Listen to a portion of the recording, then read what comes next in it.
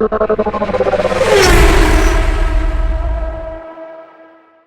vingtaine d'acteurs du monde agricole, notamment des responsables de sociétés coopératives, des applicateurs, des agents du MEMINADER, de l'ANADER, du Conseil Café Cacao et d'ONG ont pris part à Gagnoa jeudi 17 novembre 2022 au sein de la coopérative Copadef à un atelier de renforcement des capacités sur le triple rinçage couplé de la remise officielle de cages de stockage dans le cadre du projet de gestion des emballages vides dans les zones cacaoyères. La Côte d'Ivoire a des performances assez élevées dans le domaine agricole.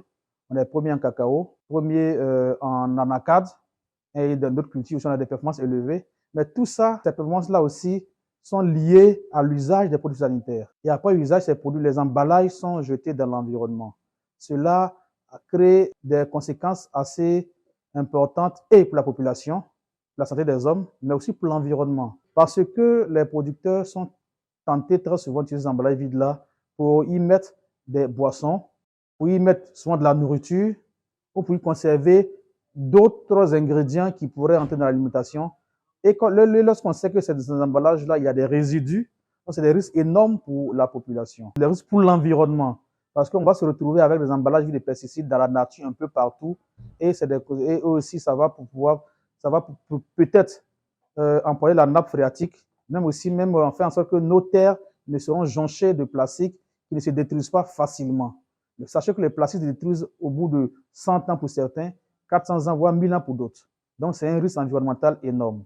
L'objectif fondamental que s'est assigné CropLife Côte d'Ivoire en organisant cet atelier est de sensibiliser les acteurs du monde agricole sur l'existence d'un projet pilote concernant la gestion des emballages plastiques à partir de sa pré-collecte, sa collecte et son stockage en vue de leur recyclage et de leur destruction. CropLife propose que ces emballages soient gérés. Et il y a deux solutions qui s'offrent à nous. Soit la destruction ou bien soit le recyclage. La destruction, naturellement, pourrait créer des risques pour l'environnement si on veut le dire tout le temps. Donc, l'idée pour nous, c'est de recycler au maximum ce qui est recyclable. Et puis, pour le reste, on pense à la destruction. Dans la zone cacaoyère, on a opté pour 4 coopératives dans lesquelles il y a 2 cages chacune.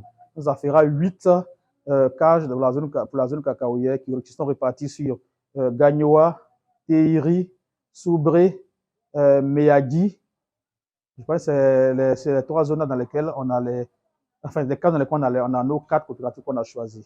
Ensuite, dans la zone nord, dans le bassin cotonnier, on a déposé 10 cages, parce que là-bas, nous avons 5 sociétés cotonnières. Donc, dans chaque société cotonnière, il y aura 2 cages.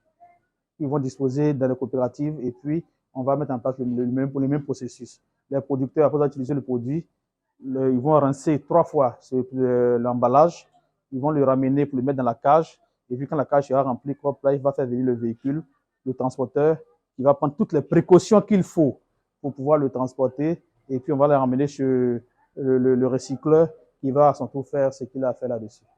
CropLife Côte d'Ivoire travaille de façon méthodique pour l'adoption d'une agriculture durable en Côte d'Ivoire. Elle se déploie ainsi à travers 3 axes principaux d'intervention, à savoir les formations, la lutte contre la fraude et la gestion des emballages vides.